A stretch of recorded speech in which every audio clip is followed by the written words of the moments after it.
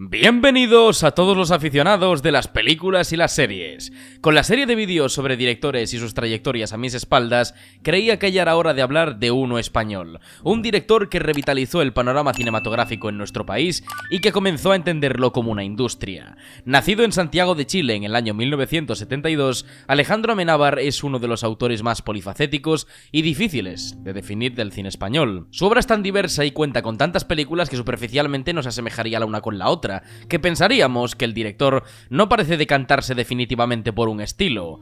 La realidad es que, si bien aparenta todo lo contrario, las películas de Amenábar tienen muchos elementos en común, entre ellos la muerte.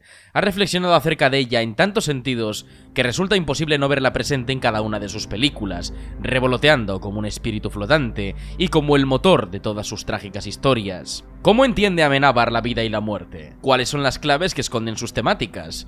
¿Por qué se le considera uno de los pioneros de la industria española? Átense los machos, porque hoy toca visitar una filmografía de esas que se quedan en la memoria por siempre. Hoy hablamos del artesano de los sueños, el mentor de la muerte. Hablamos del privilegiado y talentosísimo director Alejandro Amenábar. Como siempre, en El Análisis.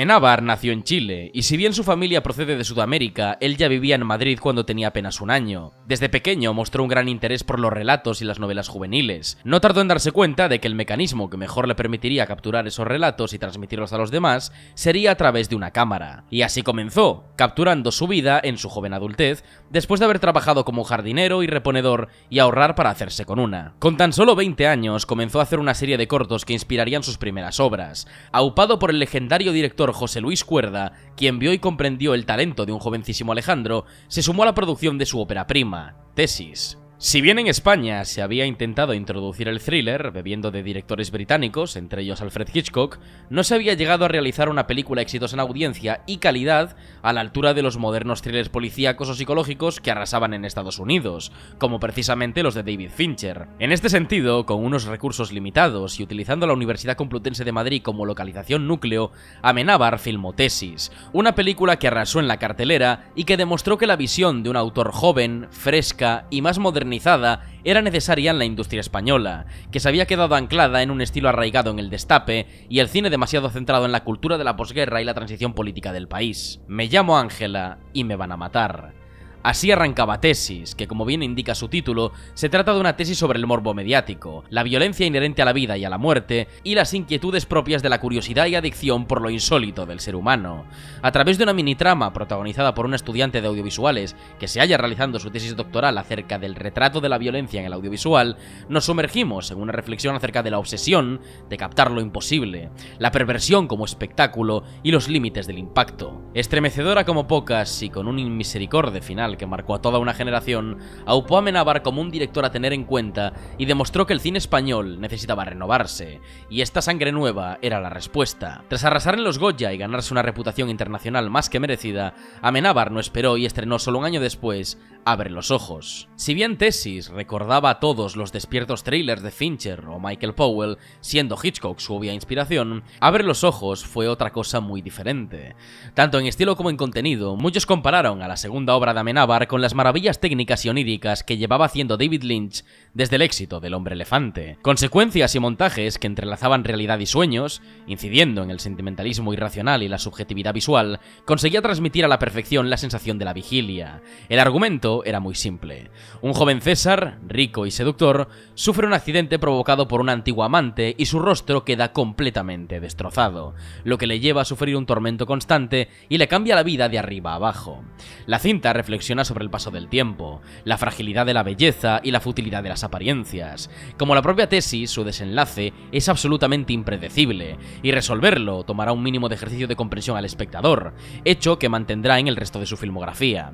No le tomó mucho tiempo para volver a pisar bien fuerte, cuando unos años después realizó Los Otros, una de sus películas más célebres y con razón. Al contrario de sus dos anteriores películas, Los Otros no fue un thriller, sino que decidió tirar para el lado más oscuro del suspense, el terror. Si bien es una película que trata espíritus y elementos paranormales, lo que vehicula toda su trama es el dolor del luto, el cómo afecta íntegramente a una familia y se manifiesta a través de lo sobrenatural. Una madre religiosa que vive en una mansión apartada de Jersey espera la llegada de su marido de la Segunda Guerra Mundial, y mientras esto ocurre, cuida a sus hijos de una extraña afección que no les permite recibir luz solar. Con una Nicole Kidman sobresaliente y un cuidado por lo sobrenatural desde el apartado natural, más una atmósfera increíblemente atrapante y una protagonista que consigue mantener esta obra como una trascendente muestra de que el mayor enemigo del ser humano no son los espíritus, sino sus propias miserias emocionales. Arrasó en los Goya, convirtiéndose en una de las películas más galardonadas de la Academia y fue un gran éxito internacional. Consigue mantener el tono de sus anteriores películas en una producción mucho más grande y ambiciosa, y sus temas no se cambian, sino que evolucionan. Eso se ve claro en la que fue la siguiente película de su filmografía, y la que es para mí su mejor obra, Mar Adentro. A veces, cuando hablamos de ciertas películas, valoramos su optimismo respecto a la existencia. En la historia del cine hemos sido testigos de miles de odas a la vida, en cambio, muy pocas son odas a la muerte. Mar Adentro cuenta la historia de Ramón Sampedro, un escritor que se queda tetrapléjico durante 30 años y durante todo ese tiempo lucha por el reconocimiento de poder elegir morir mediante la eutanasia.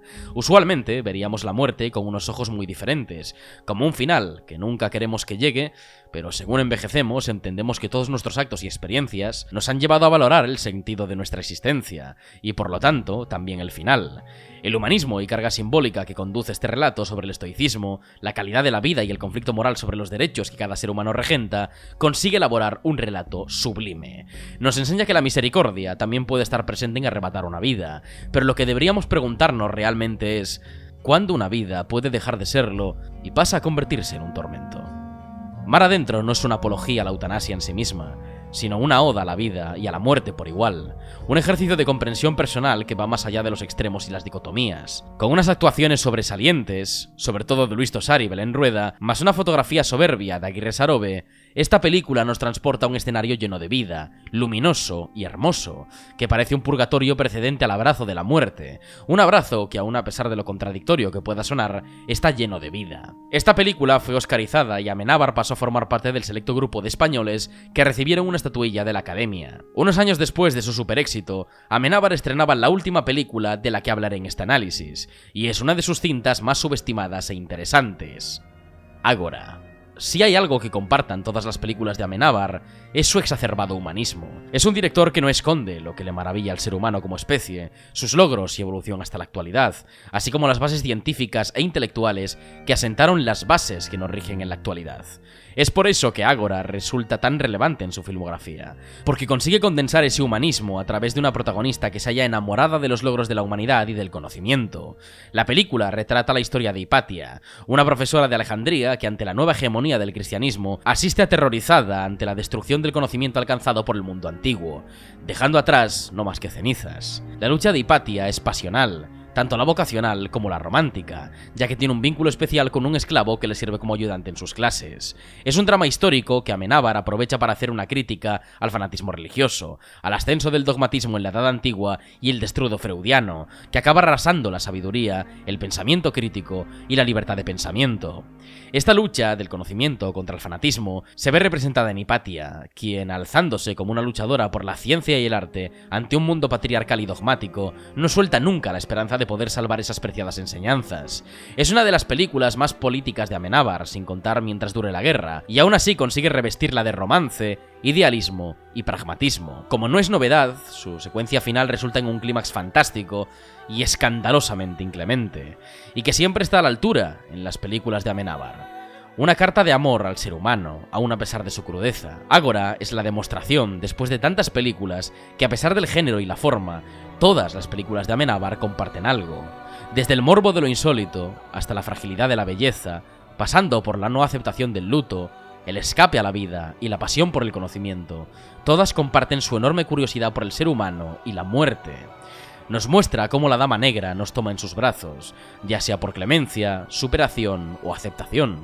Amenábar es un arquitecto de los sueños, porque consigue que, incluso con sus finales tan amargos y su amor hacia la muerte, que no es más que otro final, podamos ver el nuestro como algo propio de la vida.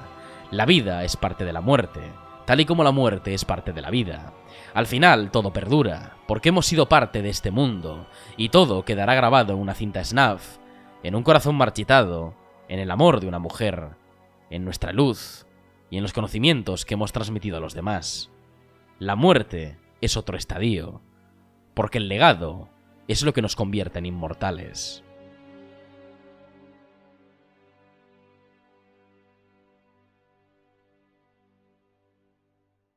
Y hasta aquí hemos llegado. Esta ha sido la 19ª entrega de esta serie aquí, en el canal de Prime Video España. Espero que os haya gustado mi análisis del arquitecto onírico, un director que cambió la industria cinematográfica española y que nos enseñó con sus películas que a la muerte hay que mirarle a los ojos. Si no habéis visto alguna de las películas de Amenábar mencionadas, os recomiendo encarecidamente que lo hagáis porque sacaréis muchísimas lecciones de vida, eso como mínimo. Así que ya sabéis bien lo que hacer. Todas las películas mencionadas están disponibles en el catálogo de Prime Video para vuestro gozo y disfrute. Así que corred a verlas, insensatos. Como siempre, si te ha gustado el vídeo no te olvides de darle a like y suscribirte. Espero que nos veamos muy pronto y hasta aquí el análisis. Id en paz.